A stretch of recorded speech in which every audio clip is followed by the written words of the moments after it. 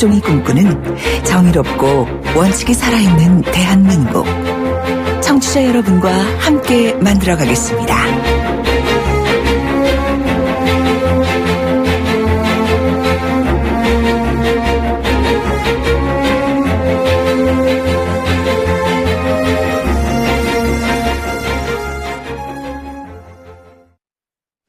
네, 원래대로 하면 I.M. 피터 씨하고 정치 시사 이야기를 먼저 했어야 되는데 박범계 의원이 오늘 인터뷰 요청이 상당히 많으셔서 순서를 좀 바꿨습니다. 정치 시사 전문 I.M. 피터 임변도 씨와 함께 말씀 나누겠습니다. 안녕하세요. 네, 안녕하십니까. 최순실 씨 국정농단 방조 묵인한 혐의 받고 있는 우병우 민정수석 구속영장 기각됐다는 말씀을 박범계 의원하고도 나눴는데 왜 기각되었습니까 이게? 일단 서울중앙지검 오민석 영장 전담 판사는 그 영장 청구 범죄 사실에 대한 소명의 정도와 법률적 평가에 관한 다툼의 여지가 있다. 이거는 이재용 부회장 첫 구속영장 기각 사유랑 비슷합니다. 쉽게 얘기하면은 한마디로 구속영장에 필요한 증거가 불충분했다고 볼 수 있는데 우병우 전 민정수석의 가장 큰 혐의가 직권남용입니다. 근데 이 직권남용을 증명하기 위해서는 관계기관에 어떤 지시를 내렸는가인데 이 민정수석 씨는 대부분 이제 구두로 내리지 않습니까? 이런 관련 증거 대부분 청와대에 있었다고 봐야 하는데 청와대 압수수색에 실패했죠. 즉 공식적인 자료 증거를 충분히 확보하지 못했고 이를 입증하지 못하는 결과가 결국 구속영장 기각으로 이어졌다고 봐야 합니다. 나중에라도 청와대의 이런 기록들을 자료들을 확보할 수 있습니까? 아니면 이미 다 폐기했을까요? 어떻게 보십니까? 함부로 폐기하진 못했는데 그 MB 정권 때 그런 일이 있었거든요. 이제 되게 이관하는데 청와대에 있다가 이제 정권이 바뀌면 이관을 해야 되는데 이관된 문서가 많이 부족했다는 사안도 있었습니다. 그래서 일부는 폐기할 가능성이 있기 때문에 이 부분도 나중에 좀 확인을 해볼 필요가 있습니다. 그렇군요. 우병우 수석에게 적용된 혐의 여러 가지가 있었는데 방금 강조하신 내용이 직권남용이거든요. 그리고 박범계 의원 말씀은 여러 가지 아마 내용이 있었는데 보안이라서 제대로 알려지지 않았을 것이다. 그중에 직권남용도 있었지만 법리적으로 해석할 수 있는 여러 가지 이 정윤회 문건까지 거슬러 올라가는 국정농단의 은폐와 비호에 대한 내용도 들여다봐야 된다. 이런 이야기를 하셨는데 정확히 어떤 혐의가 있었는지 말씀 좀 전해 주시죠. 직권남용은 얘기했건데 이제 권리행사 방해, 직무유기, 특별감찰법 위반, 국회에서 이제 증언 감정 등에 관한 법 위반 등 이 4가지 혐의가 가장 주요 혐의인데 그 직권남용은 청와대 표적수사 등을 제대로 하지 않았다고 해서 공정위 간부를 강제 퇴직하거나 자천성 인사가 이런 부분이 이제 직권남용에 해당되고 직무유기는 이제 최순실 게이트 관련돼서 이제 청와대 대책회의를 주도한 정황 등이 있고요.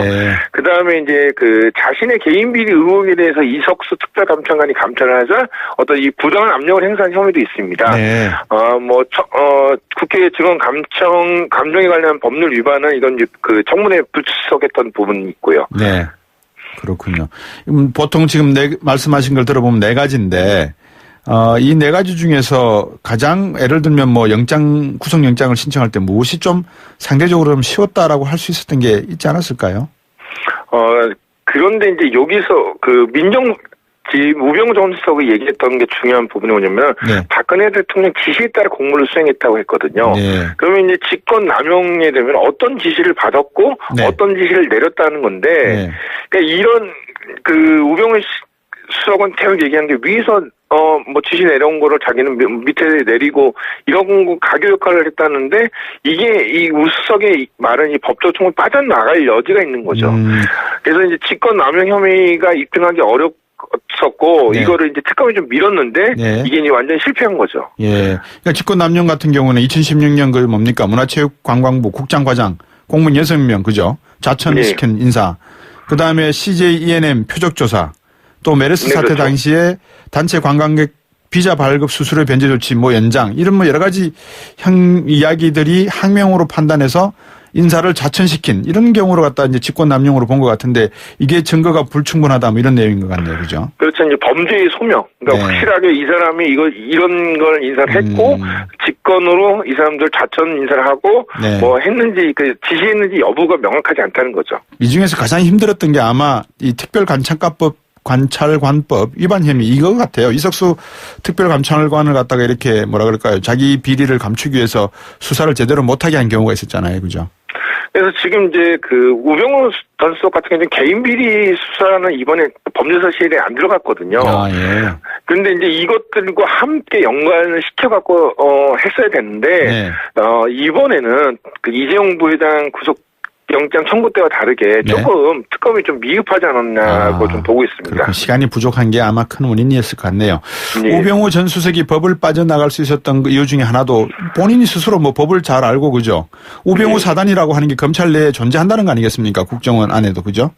예, 지난해 11월 이제 박영선 의원이 검찰과 국정원에 이제 우병우 사단이 포진해 있다라고 이제 실명을 거론하기도 했는데 당시 박영선 의원이 밝힌 우병우 사단 대부분 검찰 수뇌부입니다. 우리가 여기서 파악해야 될 게 특검에 파견됐던 검사들이 특검이 종료되면 모두 복귀해야 되는데 이 옷을 벗지 각오를 하지 않는 이상 이 검찰 수뇌부를 철저하게 조사하기는 좀 어렵거든요. 이게 다 연결돼 있고.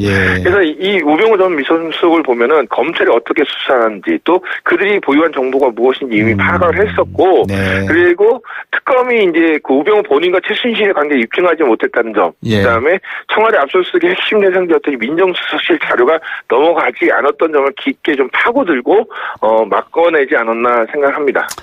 이 특검 안에 계시는 검사 출신 분들이 다시 복귀를 해야 되기 때문에 그분들의 상관들이 또 우병우의 이 영향력을 받아서 상관 승진을 하고 했던 사람들이라서 결국은 이게 참 어렵다 이 말씀인 것 같네요. 보니까 그죠? 네, 확실한 물증이나 정황 증거가 없는 이상 무조건 수사하기는 어렵죠. 있어도 제대로 되겠습니까? 이게 쉽게. 그렇지만 우병우 전 민정수석 혐의가 사라지는 건 아니겠죠. 언젠간 나오면 다시 조사할 수 있는 거죠. 예, 일단 개인 비리는 지금 이제 계속 남아있거든요. 가족회사 정가의 어떤 자금 유용이나 아들 의경부지 특혜, 처발 화성땅 차명 보유, 그다음에 공직자 재산 허위 신고 이런 개인 비리 혐의는 이번에 빠졌기 때문에 특검이 이제 계속 그 자료들을 아마 검찰에 넘길 겁니다. 그래서 특검 수사기간 연장이 불투명해지죠. 그래서 이제 특검은 다시 구속영장을 청구하기는 어려운데 아마 특검은 이제 우병우 전 민정수석을 불구속 상태로 이제 재판에 넘길 가능성도 높고요. 근데 이제 이게 구속영장 기각 사유처럼 증거가 지금 확실하게 나온 게 좀 없어요. 그렇기 때문에 일부에서는 공소 유지 어려울 가능성도 있다고 좀 생각합니다. 그래서 아마 이 검찰이 제대로 우병우 전 민정수석을 이제 그 수사를 하려면은 이번 기각을 이제 사례로 삼아서 좀 더 많은 증거나 수사 철저히 해야 될 필요성이 있습니다. 네, 이재용 부회장의 조사가 그런 하나의 그 교훈을 주었지 않나 생각이 듭니다. 말씀 잘 들었습니다. 네. IM 피터 임병도 씨였습니다.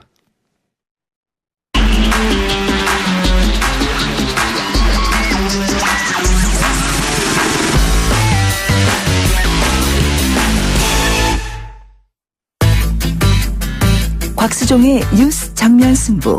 방송 들으시고 의견 있으신 분들은 지금 바로 샵 0945, 샵 0945.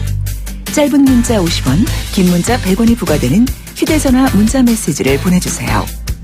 오늘 들으신 방송은 YTN 라디오 홈페이지와 곽수종의 뉴스 정면 승부 팟캐스트를 통해 다시 확인할 수 있습니다.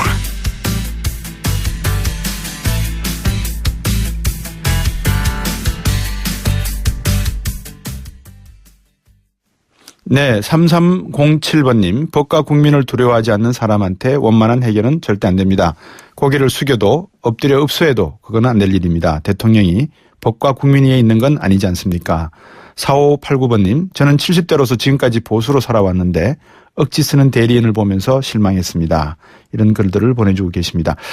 두 번째 인터뷰 시간입니다. 이 김정남 암살 사건을 다뤄야 될 것 같은데요. 오늘 발표를 통해서 경찰청장이 직접 나와서 발표를 했죠. 말레이시아. 어떤 새로운 사실들이 있었는지 또 그 내용은 뭔지 한번 살펴보겠습니다. 국정원 대북실장을 지낸 한중대의 김정봉 교수 전화 연결했습니다. 안녕하십니까? 네, 안녕하세요. 예. 말레이시아 경찰의 2차 수사 발표 어떻게 보셨습니까? 네, 이번 경찰청장의 발표에는 북한의 공관원 한 명이 비정상관 한 명이 이번 암살 사건에 개입돼 있다는 얘기를 했고 또 북한의 고려항공이라고 유일한 항공사가 있습니다. 항공사의 김모 씨도 이번 암살 사건에 개입됐다는 얘기를 했습니다. 그러니까 지난번에 말레이시아 정부에서 예. 여장 공작원 2명, 예. 그다음에 해외로 탈출한 그 4명, 4명, 그다음에 이정철 씨, 예. 그 이외에도 3명이 연루됐다 그랬는데 네. 바로 그 연루된 그 3명에 대해서 네. 3명 중에서 2명을 발표한 것이라고 할 수 있겠습니다. 그렇군요. 근데 궁금한 게 말입니다. 이 고래항공 직원이 이 테러에 어떻게 연계가 되어 있을까요? 네, 최근까지 그 북한에 네. 그 고래항공이 쿠알라룸푸르에 취항을 했었습니다. 네네.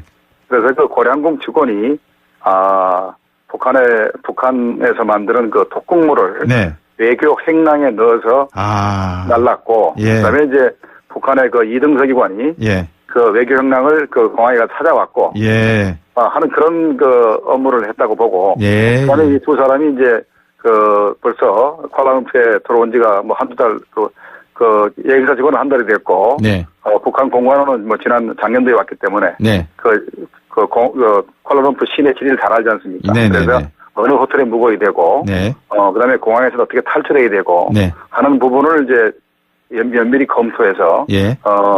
자기 그 상관들, 오종결이나 이런, 네. 상관들한테 보고를 하면서 공작 계획을 이렇게 작성한 것으로 생각이 됩니다. 예. 그러니까 이제 2년 전에 왔던 사람은 말레이시아의 주요, 동선을 제대로 파악을 하면서 김정남이가 어떻게 움직이는지를 다 파악을 했을 것이고 그 동선 파악을 한 것에 따라서 다른 공작원들이 어떤 행동으로 이 테러를 해야 된다라는 계획을 세웠다 이런 말씀인 것 같습니다. 그죠? 네, 그렇습니다. 네.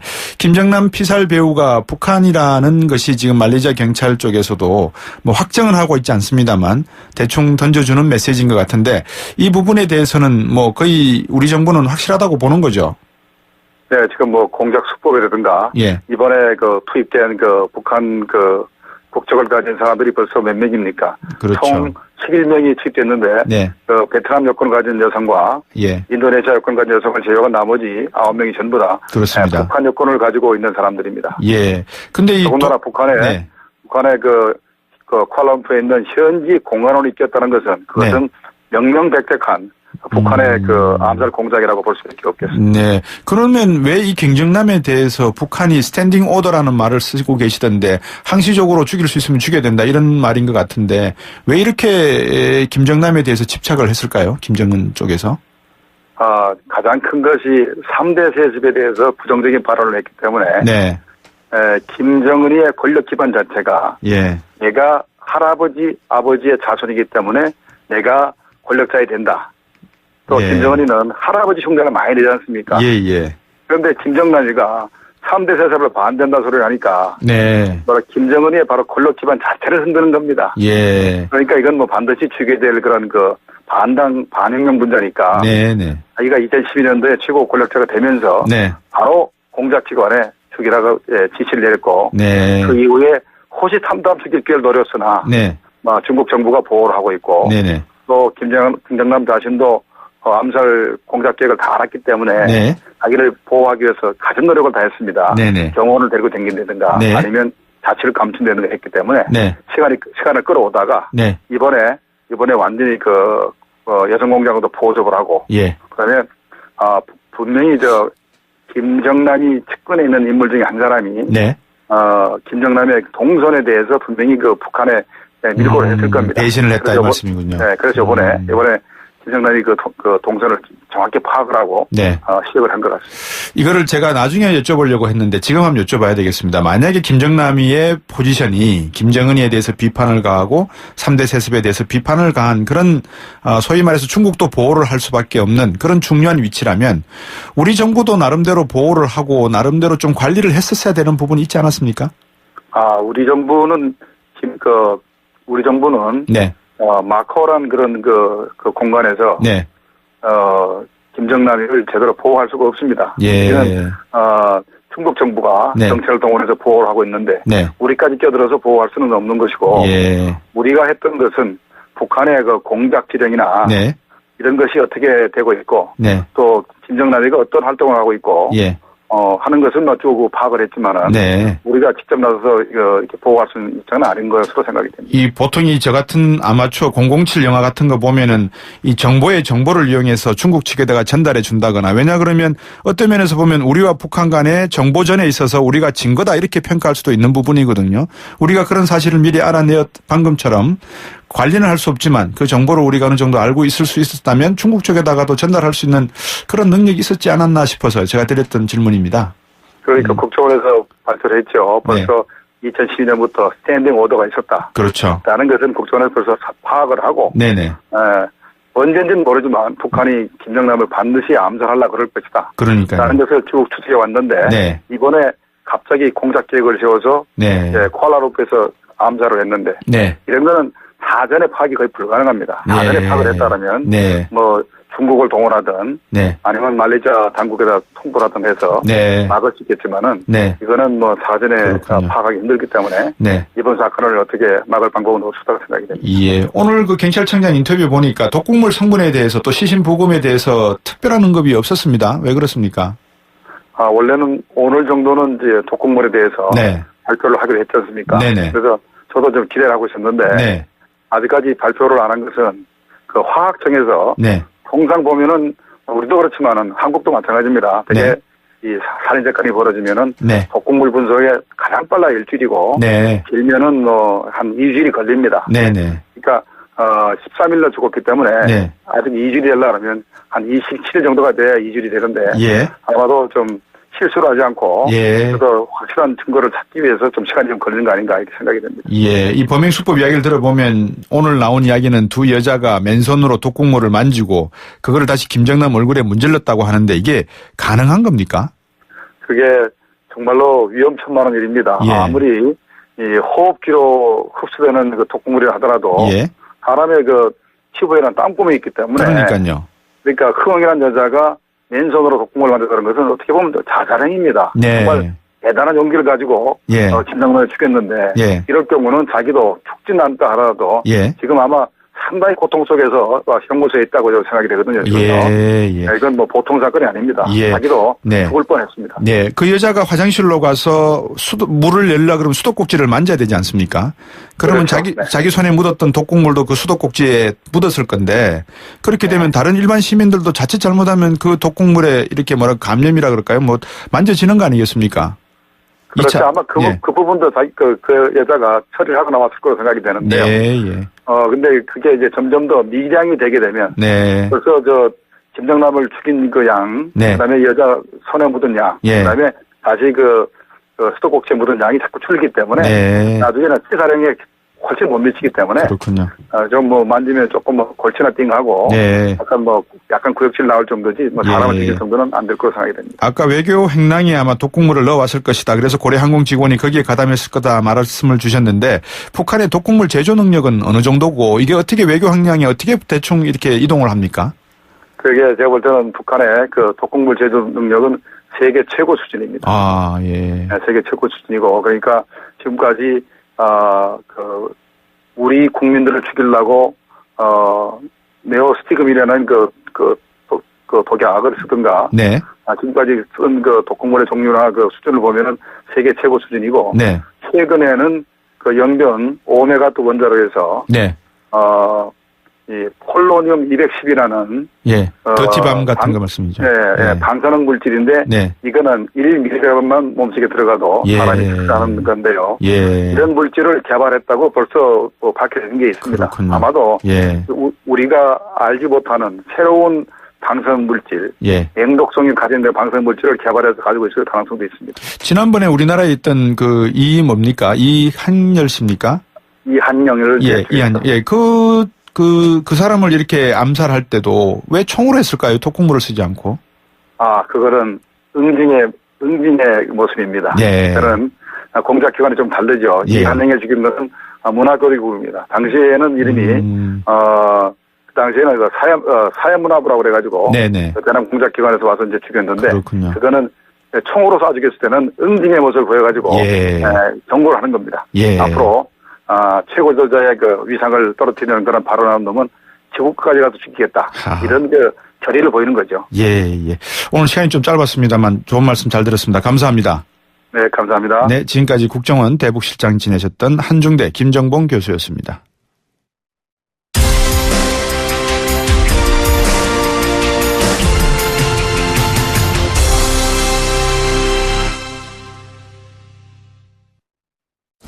아유, 세 단계 종이 또 걸렸어? 어우, 정말 제본 하나 하려다가 미치겠네. 내가 진작 현대오피스로 바꾸라니까. 오늘 다 날 셀 거야. 이제 스트레스 받지 마세요. 사무기기 전문기업 현대오피스가 책임지겠습니다. 사무기기의 올바른 기준. 현대오피스. 고객님 사랑합니다. 배우 박서연이에요. 제가 뭘 잘 잊는 걸로 소문나 있잖아요. 근데 딱 한 가지 안 잊어먹는 게 있답니다. 대리운전 번호 2588 말이죠. 2588은 안 되는 노래까지 되더라고요. 좌우로 정렬 2588. 자, 따라해보세요. 이카운트 ERP 4만원. 회계관리. 이카운트 ERP 4만원. 재고관리. 이카운트 ERP 4만원. 생산관리. 사업 성공 함께해요. 이카운트 ERP의 모든 기능을 월 4만원에 드립니다. 이카운트 가입비 부가세 별도. 네, YTN 뉴스 FM 곽수진의 뉴스 정면 승부 2부는 여기까지고요. 7시 뉴스 듣고 3부에서 다시 돌아오겠습니다.